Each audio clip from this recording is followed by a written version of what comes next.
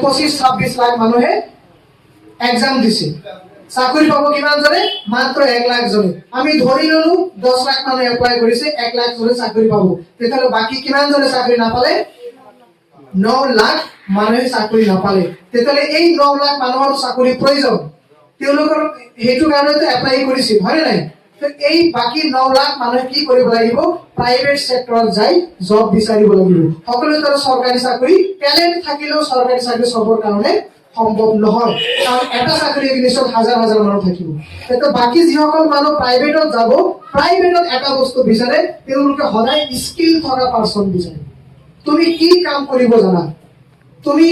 ITI পঢ়িছা নাই তুমি ইলেক্ট্ৰিচিয়ান হয় না নাই তুমি প্লাম্বাৰ হয় না নাই তুমি ভালকে মেচিন চলাব জানা নাই তুমি কম্পিউটাৰ চলাব জানা নাই ওয়াৰ্ড এক্সেল পাওয়াৰ পয়েন্ট এবিলাকৰ বিষয়ে তুমি জানা নাই এইবিলাক যে জানিব তেওঁলোকে কোনো প্ৰাইভেট সেক্টৰত জব পাব নহলে সাধাৰণ কোনো ডিগ্ৰীধাৰী লৈ প্ৰাইভেট সেক্টৰত আজিকালি জব পোৱাটো বহুত টান কাৰণ যিসকলে জব ভেকেন্সি দিয়ে জব ভেকেন্সি অলৰেডি লিখি দিয়ে তুমি কম্পিউটাৰ নলেজ থাকিব লাগিব তুমি ইলেক্ট্ৰিচিয়ান পাস থাকিব লাগিব সেইকাৰণে আমি ডিপ্লোমাৰ ওপৰত গুৰুত্ব দিব লাগিব ডিগ্ৰী উইথ ডিপ্লোমা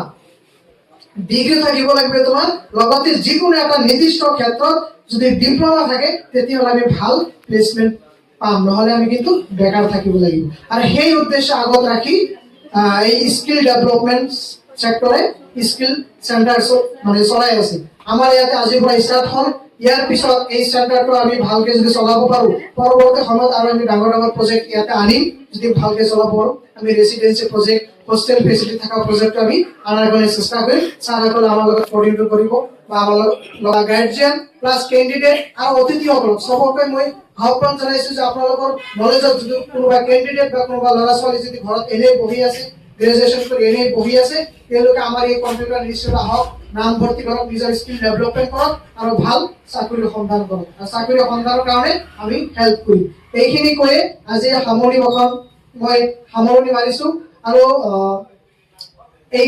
অনুষ্ঠানত অংশগ্ৰহণ কৰা সকলো অতিথিসকলক আমন্ত্ৰিত নিমন্ত্ৰিত অতিথি আৰু ছাত্ৰ ছাত্ৰীসকলক তেখেতৰ মূল্যৱান সময় ইয়াতে দিয়াৰ কাৰণে মই যথেষ্ট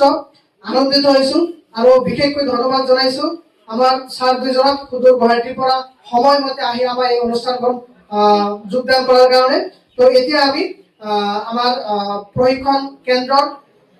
প্ৰেক্টিকেল বা কম্পিউটাৰ ক্লাছৰুমৰ মূল দ্বাৰ মুকলি কৰিম আৰু মুকলি কৰিব আমাৰ ঋতুল কলিতা ছাৰ ডাঙৰীয়া আৰু আমাৰ এই আজি এই সভাৰ সন্মানীয় সভাপতি লগতে আমাৰ ছাৰক সহায় কৰিব আৰু সাংবাদিক বন্ধুসকল থাকিব এইখিনি কৈ আজি এই সভাত সামৰণি টানিছো আৰু পৰৱৰ্তী সময়ত নিৰ্দিষ্ট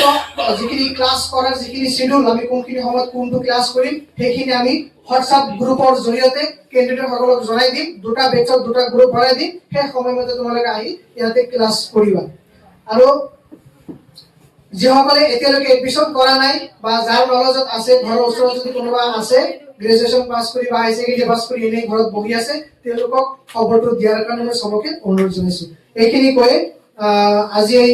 মোৰ কথাৰ ভুল ত্ৰুটি সামৰি মাৰি মই শেষ কৰিছো ধন্যবাদ